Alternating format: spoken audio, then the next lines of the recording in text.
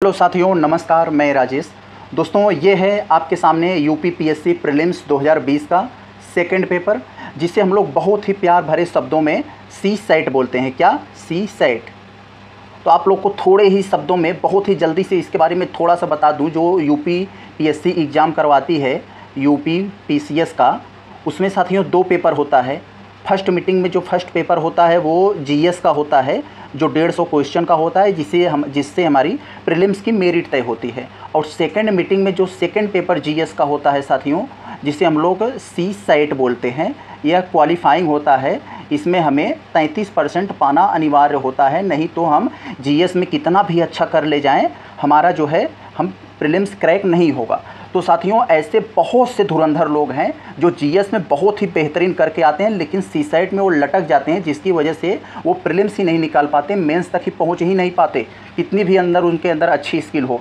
तो इसी को देखते हुए साथियों, हम लोगों ने यह निर्णय लिया है, हमने एक कड़ी स्टार्ट की है, जो आप सब में से बहुत सारे लोगों की डिमांड थी। तो इसी को देखते हुए अपने इस छोटे से मंच के माध्यम से साथियों, हमने एक बहुत बड़ा प्रयास किया है कि 2012 से लेकर 2023 तक जितने भी एग्ज़ाम हुए हैं, उनका पूरा जो है सब्जेक्ट वाइज जो है पूरा एकदम अच्छे से डिस्क्रिप्शन के साथ जो है सॉल्यूशन प्रोवाइड किया जाए। साथियों, हम ऐसे सॉल्व करेंगे, आपको थोड़ा सा कट करके बताता हूँ हमारी जो पढ़ने की रणनीति होगी, क्या होगी, आपको थोड़ा सा बता दें। हम लोग चलते हैं टॉपिक पे। सब्जेक्ट वाइज हम लोग पढ़ाएंगे। जैसे सी सेट में जो क्वेश्चन पूछा जाता है साथियों, उसमें कई सब्जेक्ट होते हैं। हिंदी होता है, इंग्लिश होता है, मैथ होता है, रीजनिंग होता है, और जो एक कुछ और जो तार्किक विश्लेषण से संबंधित प्रश्न होते हैं, कम्युनिकेशन होता है।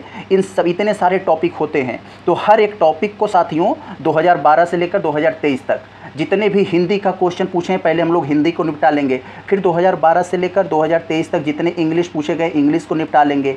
फिर मैथ, फिर रीजनिंग, फिर कम्युनिकेशन, ऐसे ऐसे करके सारे जो है सब्जेक्ट वाइज हम लोग सॉल्व करेंगे। तो आज हम स्पेशली 2020 में पूछा जाने वाला जो हिंदी का पेपर है सी सेट में, जो हिंदी में 20-25 प्रश्न आता है, सोच कर देखिए 20-25 प्रश्न हिंदी में पूछे जाते हैं, 20 से 25। अगर हम लोग इतना सॉल्व कर लेते हैं तो हमारा आधा से ज़्यादा ऐसे ही तैयार हो गया। तो आज का हमारा जो यूपीपीएससी जो सेकंड पेपर है सी सेट का, इसमें जो हिंदी का प्रश्न पूछे गए हैं 2020 के एग्ज़ाम में, तो ही हम लोग सॉल्व करेंगे।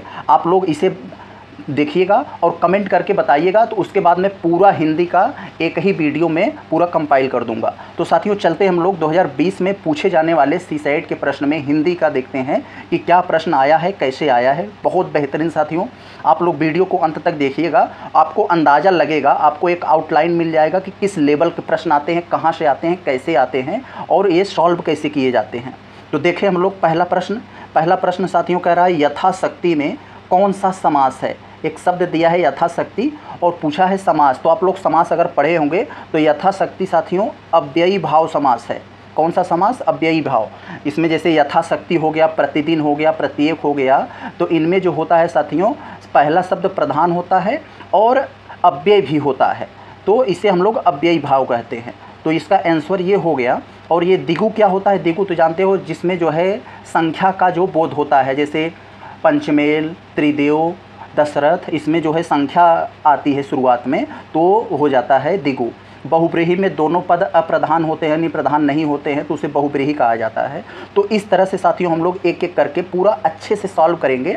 तो चलते हम लोग देखते हैं दूसरे प्रश्न में क्या कहा जा रहा है। बहुत बेहतरीन कह रहा है कि निम्नलिखित में से काम के लिए कौन सा शब्द प्रयुक्त नहीं होता है। काम के लिए, यानी कि नीचे कुछ शब्द दिया गया है, कह रहा है काम के लिए किसका शब्द प्रयोग नहीं किया जा सकता। तो काम के लिए साथियों कामना का भी प्रयोग किया जा सकता है, कार्य का भी प्रयोग किया जा सकता है, हम लोग काम को इच्छा भी कहते हैं, और स्वभाव एक अलग शब्द है साथियों, काम की जगह पर इसका प्रयोग नहीं किया जा सकता। नहीं को आप लोग ज़रूर ध्यान दीजिएगा, बहुत से लोग ये ध्यान नहीं दे पाएंगे तो किसी और पर ही लगा देंगे। तो ऑप्शन नंबर हमारा सी हो जाएगा, स्वभाव जो है काम के लिए प्रयुक्त नहीं हो सकता।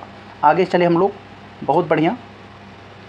इसमें कह रहा है कि जिजीविषा का अर्थ क्या है। तो साथियों, जिजीविषा का अर्थ है जीने की इच्छा। ऑप्शन नंबर बी ये हो जाएगा, जीने की इच्छा। कुछ लोग साथियों यह कह देंगे कि इसमें जीतने की इच्छा होगी। जीतने की इच्छा में साथियों जिघीषा उसको बोला जाता है, उसे जिघीषा बोला जाता है, ये होता है, कन्फ्यूज न होइएगा।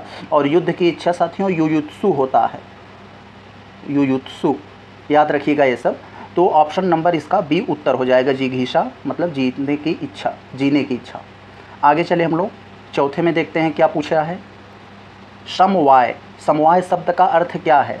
तो समवाय साथियों, समवाय शब्द का मतलब ये होता है समूह हो गया, ग्रुप हो गया, संगठन हो गया। तो ऑप्शन नंबर ये, इसका अर्थ ये है।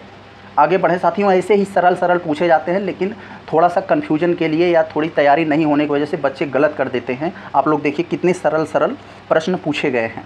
तो साथियों हम लोग देखते हैं पाँचवां प्रश्न, बहुत बढ़िया। कह रहा है पुरुषवाची सर्वनामों के विषय में दिए गए निम्नलिखित कथनों में से कौन सा कथन सही नहीं है?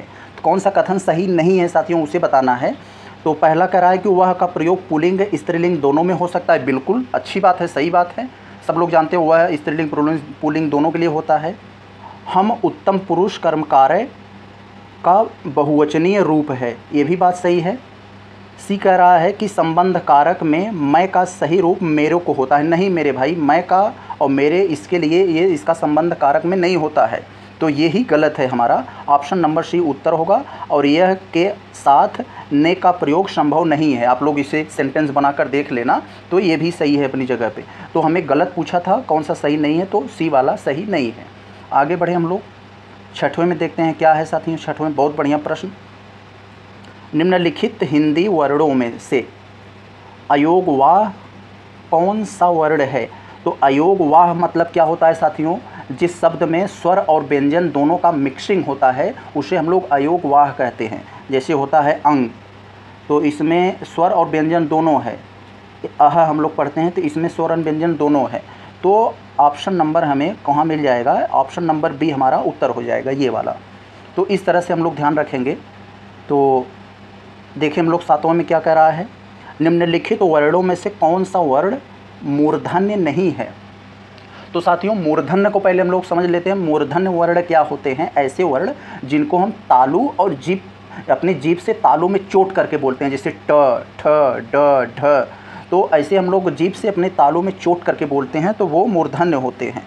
तो कौन सा मूर्धन्य नहीं है? तो इसमें ट, ठ, ढ ये सभी जो है मूर्धन्य है, लेकिन ज नहीं है। तो ऑप्शन नंबर ए हो जाएगा ज। तो आगे बढ़े हम लोग आठवें में देखते हैं। ऐसे ऐसे ही प्रश्न आते हैं साथियों इसमें। 8 कनौजिया 9 चूल्हे, एक जो है एक तरह से लोकोक्ति है, मुहावरा। तो इसमें इसका अर्थ बताना है। 8 कनौजिया 9 चूल्हे, तो सीधी सी बात लग रहा है साथियों, ये अलगाव की बात कर रहा है। जहाँ जैसे कई लोग हैं, जैसे परिवार होते हैं ना, जितने परिवार होते हैं उतने चूल्हे जल जाते हैं या उससे ज़्यादा हो जाते हैं। तो उसी को एक कहावत के रूप में कहा जाता है कि 8 कनौजिया 9 चूल्हे। तो अलगाव की स्थिति होती है, जो है बेमेल की स्थिति में होता है ये वाला। आगे हम लोग बढ़ें। अब देखते हैं साथियों पैराग्राफ होता है, इसे कैसे सॉल्व करते हैं। बहुत बढ़िया प्रश्न है यहाँ पर, तो इसको हम लोग थोड़ा सा देखते हैं ये सॉल्व कैसे किया जाता है। तो इसे आप लोग थोड़ा ध्यान दीजिएगा। हम लोग थोड़ा इसे जूम नहीं हो रहा है ये, तो इसे हम लोग जूम करने का प्रयास कर रहे हैं लेकिन हो नहीं रहा है। तो चलिए इतने से ही काम चलाते हैं। देखिए इसे हमको पहले अच्छे से पढ़ना पड़ता है ये पैराग्राफ को। प्रश्न संख्या कह रहा है 9 से लेकर 13 तक इस पैराग्राफ से संबंधित है। इसको अच्छे से पढ़ेंगे तो यही हमारा पूरा उत्तर निकाल कर दे देगा जितने प्रश्न पूछे हैं। और ये साथियों इतना बढ़िया प्रश्न होते हैं ये पैराग्राफ वाले, आपको ये गुच्छे में नंबर देते हैं। सोचो एक पैराग्राफ आपको अच्छे से पढ़ लिए तो सोचिए 9 से लेकर 13 तक 4-5 क्वेश्चन आपको गुच्छे में करके देता है। तो अगर नहीं समझ पाए तो आपका गुच्छे में गलत भी होता है, ये ध्यान रखिए। तो क्या कह रहा है, अधोलिखित गद्यांश को ध्यान में रखते हुए प्रश्न को संख्या 9 से लेकर 13 तक के गद्यांश के आधार पर कीजिए। मतलब ये कहना चाह रहा है कि आप लोग इसे ध्यान से पढ़िए और 9 से लेकर 13 तक इससे संबंधित प्रश्न जो है उसका उत्तर देना है। तो पहला पैराग्राफ को हम लोग अच्छे से पढ़ते हैं, मतलब लाइन खींच, मतलब अंडरलाइन करके। धर्म मनुष्य के भीतर निहित देवत्व का विकास है। धर्म न तो पुस्तकों में है न धार्मिक सिद्धांतों में है, वह केवल अनुभूति में है। अनुभूति याद रखिएगा, अनुभूति में निवास करता है। धर्म अंधविश्वास नहीं है, धर्म अलौकिकता में नहीं है, वह जीवन का अत्यंत स्वाभाविक तत्व है। मनुष्य में पूर्णता की इच्छा है, अनंत जीवन की कामना है, ज्ञान और आनंद प्राप्त करने की चाह है। पूर्णता, ज्ञान और आनंद ये निचले स्तर। अब हम लोग अगले चलते हैं यहाँ पर। अगर आप लोग इसे अच्छे से पढ़ेंगे, इसके शब्दों पर ध्यान दिए होंगे तो आप लोग प्रश्न को सॉल्व कर लेंगे। तो यही सिर्फ इसमें पूरी कलाकारी पढ़ने पर होती है साथियों, याद रखिएगा ये। पर नहीं, उनकी खोज जीवन के उच्च स्तर की जानी चाहिए, उच्च स्तर की जानी चाहिए। जहाँ ऊंचा स्तर आता है वहीं धर्म का आरंभ होता है। जीवन का स्तर जहाँ हीन होता है, इंद्रियों का आनंद वहीं अत्यंत प्रखर होता है। तो साथियों बहुत बढ़िया हम लोगों ने पढ़ लिया और दिमाग में इसके कुछ सवालों को रखे भी हैं, मतलब इसके बातों को कहना क्या चाह रहा था। देखें पहला प्रश्न करा है, धर्म मनुष्य में किसका विकास करता है। तो अभी हम लोगों ने पढ़ा देवत्व का विकास करता है, प्रकृति का विकास करता है, व्यक्तित्व का विकास करता है, किसका विकास करता है। तो साथियों धर्म यहाँ पर देखेंगे तो देवत्व का विकास करता है। ऑप्शन नंबर ए हम लोगों ने पढ़ा, तो पढ़ेंगे तो यहाँ पर मिल जाएगा, वो मिट गया नहीं तो फिर मैं दिखा देता पीछे जाके, तो आप लोग देखेंगे तो आपको मिल जाएगा सीधा सीधा देवत्व का विकास करता है वहाँ पर। तो आगे हम लोग अब देखते हैं आगे क्या है इसका। 10वें में धर्म कहाँ निवास करता है। तो साथियों समाज में निवास करता है, राष्ट्र में, अनुभूति में। तो आप लोग देखेंगे कि अनुभूति में निवास करता है। ऑप्शन नंबर सी आप लोग को मैं थोड़ा सा दिखाऊं, अनुभूति में निवास करता है, यहाँ कहीं होगा इसमें। तो यहाँ देखो, यहाँ वह अनुभूति में निवास करता है। तो अनुभूति, ऐसे ऐसे शब्दों को याद रखेंगे तो हम लोग बड़े ही आसानी से कर ले जाएंगे यहाँ पर इसको। तो हम लोग कहाँ थे, यहाँ थे, हाँ 10वें में धर्म कहाँ निवास करता है, अनुभूति में। आगे अगर बढ़े हम लोग, इंद्रियों का आनंद कहाँ पर प्रखर होता है। तो साथियों जहाँ हीन हो जाता है, जीवन का स्तर जहाँ हीन होता है, मैंने हीन पर आपको मतलब अंडरलाइन किया था, तो वहीं जो है इंद्रियों का ज्ञान वहीं प्रखर होता है जहाँ जीवन का उच्च स्तर नहीं होता है, यानी हीनता होती है। मैं आपको थोड़ा सा भी दिखा दूँ यहाँ पर, देखिए धर्म का प्रारंभ वहाँ होता है, जीवन का स्तर जहाँ हीन होता है, इंद्रियों का आनंद वहीं अत्यंत प्रखर होता है। तो इस तरह से साथियों हम लोग शब्दों को ध्यान में रखकर अगर पढ़ेंगे तो बहुत ही बढ़िया से इसको आप कर ले जाएंगे। देखें आपको गुच्छे में नंबर दे रहा है, ऑप्शन नंबर इसका उत्तर ये हो जाएगा 11वें का। 12वें का अगर हम लोग थोड़ा सा देखते हैं, इधर क्या है, जीवन के उच्च स्तर पर पहुँचने के लिए किन तत्वों की आवश्यकता होती है। तो जीवन के उच्च स्तर तक पहुंचने के लिए किन तत्वों की आवश्यकता होती है। पैसा, सुख और प्रेम, ये तो कहीं नहीं था।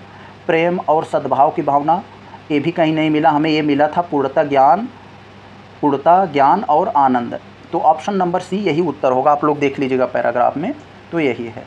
आगे हम लोग 13वें में देखें पैराग्राफ से लास्ट प्रश्न, उपर्युक्त गद्यांश का उचित शीर्षक क्या हो सकता है। इसका टाइटल पूछता है, जैसे हम लोग कोई फिल्म देखने जाते हैं तो जो फिल्म में तमाम जो घटनाएं दिखाई जाती हैं उसी से रिलेटेड एक उसका टाइटल, उसका नाम रखा जाता है। इसी प्रकार जो आपको ये पैराग्राफ दिया तो इसका एक सही नाम क्या हो सकता है। तो आप लोग देखेंगे उसमें धर्म से संबंधित अच्छी बातें बताई गई हैं, तो धर्म का स्वरूप, धर्म से जुड़ी हुई बातों को बताया गया है। तो ऑप्शन नंबर डी हो जाएगा हमारा उत्तर। आगे हम लोग देखें 14 वाले में, परिताप। परिताप शब्द का अर्थ क्या होता है, इस पर आप लोग सर्च करेंगे तो परिताप का मतलब साथियों बुखार होता है, संताप होता है, और जो मतलब गर्मी होती है, तो ये सब होते हैं इसमें परिताप में।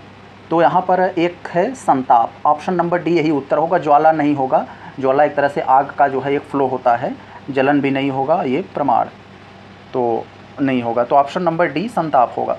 साथियों हम लोग चलते हैं क्वेश्चन नंबर 15वां, देखते हैं क्या है। बहुत बढ़िया प्रश्न साथियों, देखिए इसमें एक छोटा सा सेंटेंस लिखा है 3 शब्दों का, कभी न कभी, कभी न कभी में कौन सा क्रिया विशेषण है।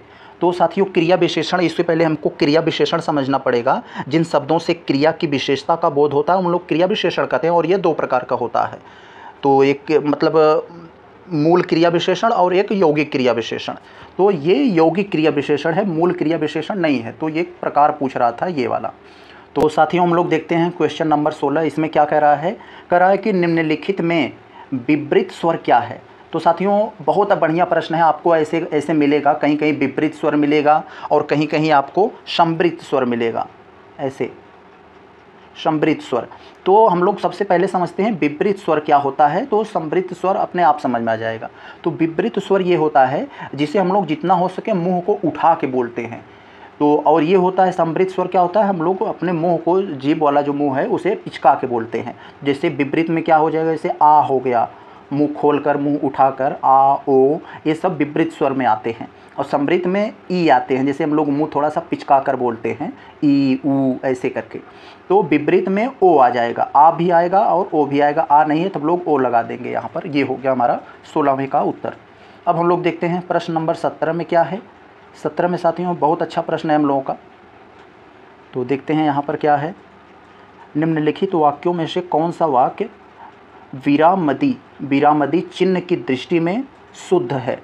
तो विरामदी चिन्ह की दृष्टि से हमें शुद्ध बताना है, यानी शब्दों का शुद्ध अशुद्ध पहचान करना है। शुद्ध कौन सा है। क्रोध चाहे जैसा भी हो मनुष्य को दुर्बल बनाता है।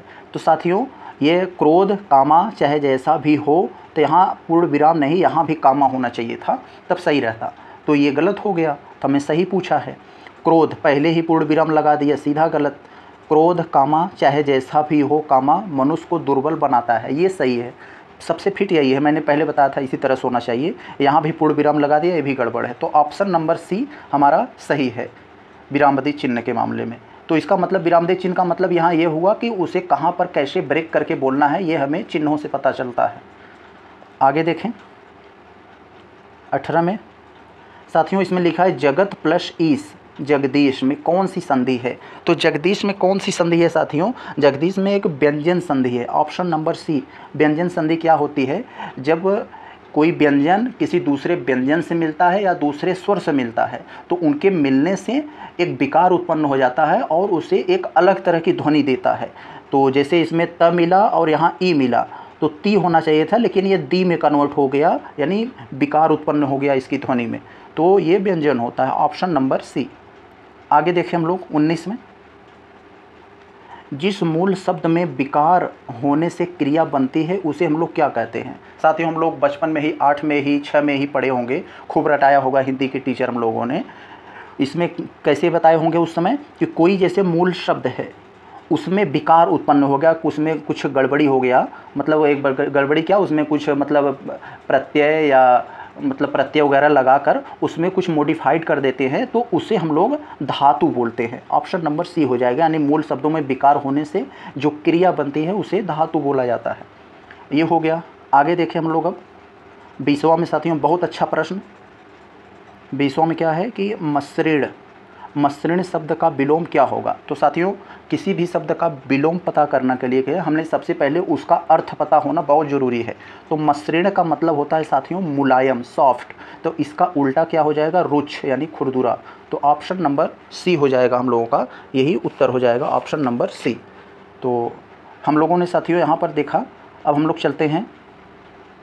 तो साथियों यहाँ पर कुल 20 प्रश्न था हिंदी से, तो 20 प्रश्नों को हम लोगों ने देख लिया और यह प्रश्न पूछे गए थे यूपीपीएससी के 2020 वाले एग्ज़ाम में। तो साथियों आप लोग कमेंट करके बताइएगा अगर आप लोगों को ये वीडियो ज़रा सा भी अच्छा लगा हो, क्योंकि अच्छा लगना भी चाहिए साथियों, क्योंकि इस तरह के जितने भी एग्ज़ाम हुए हैं अब तक उनको जो है सब्जेक्ट वाइज देखेंगे। हम लोगों की हिंदी ख़त्म हो जाएगी, फिर हम लोग इंग्लिश देखेंगे, उसके बाद फिर लोग मैथ, रीजनिंग, ऐसे सब्जेक्ट वाइज हम लोग सॉल्व करेंगे। तो हम लोग मिलते हैं अगले क्लास में, तब तक के लिए नमस्कार।